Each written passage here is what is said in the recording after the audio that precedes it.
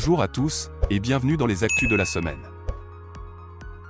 Une semaine après leur défaite en demi-finale de la Supercoupe d'Espagne, Zinedine Zidane et le Real Madrid ont été éliminés de la Coupe du Roi par Alcoyano, une modeste équipe de D3 espagnole 2-1, après prolongation ce mercredi. Est-ce la crise pour cette équipe à un mois des huitièmes de finale de Ligue des Champions? En conférence de presse d'après-match, Zidane a assumé la situation et dit: « Je suis l'entraîneur, c'est ma faute, c'est ma responsabilité et je vais l'assumer, comme toujours. On va continuer à travailler pour se sortir de là, on l'a déjà fait, et on le refera. Maintenant on a la Liga et la Ligue des Champions, et j'assume la responsabilité de cette défaite, et adviendra ce qu'il adviendra ces prochains jours. » L'Athletic Bilbao a remporté la finale de la Supercoupe d'Espagne, face au Barça en faisant la différence en prolongation 3-2. Antoine Griezmann avait pourtant inscrit les 2 buts de son équipe, pensant certainement donner le trophée à son club, mais c'était sans compter sur le héros du soir. Dès l'entame de la prolongation à la 93e minute, Inaki Williams a inscrit le plus beau but de la rencontre avec une frappe parfaitement enroulée, qui trouvait le poteau de Ter Stegen, avant d'entrer dans les cages. Et à la toute dernière minute, Lionel Messi a été exclu pour un comportement violent, et c'est la première exclusion de la carrière de la Pulga en match officiel avec le Barça, avec qui il a disputé 753 matchs. C'est au terme d'un match à fort rebondissement que l'Athletic Bilbao est venu à bout du FC Barcelone et remporte sa 3e Supercoupe d'Espagne.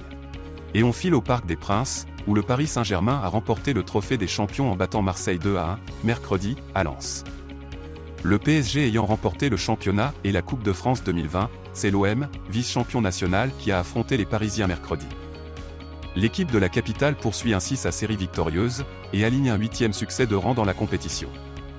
C'est le 10e trophée des champions du PSG, qui détient le record de victoires.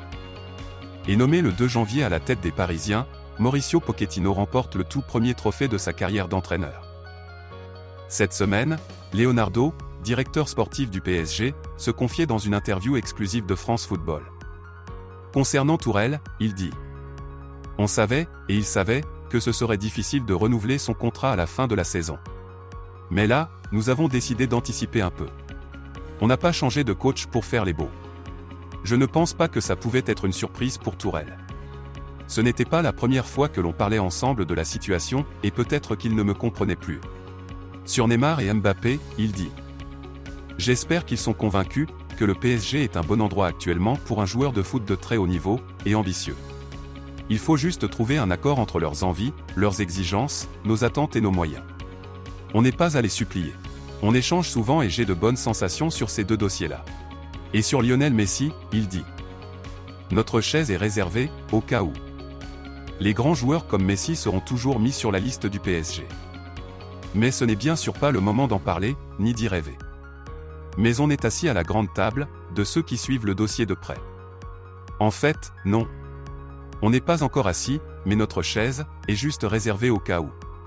4 mois dans le football, d'ici la fin de la saison, c'est une éternité, surtout dans cette période. » On passe à la Serie A.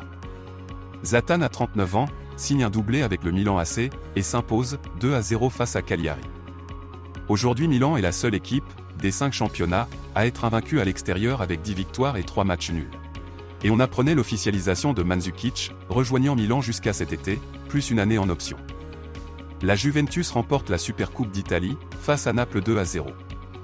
Avec ce match, Ronaldo bat le record de tous les temps avec 760 buts, et dépasse le record de Joseph Bican d'1 point, ainsi que le roi Pelé qui se retrouve à la 3e place, avec 757 réalisations. Et on termine avec la Première Ligue. Bruno Fernandes est élu joueur du mois, pour la 4e fois consécutive, avec les Red Devils.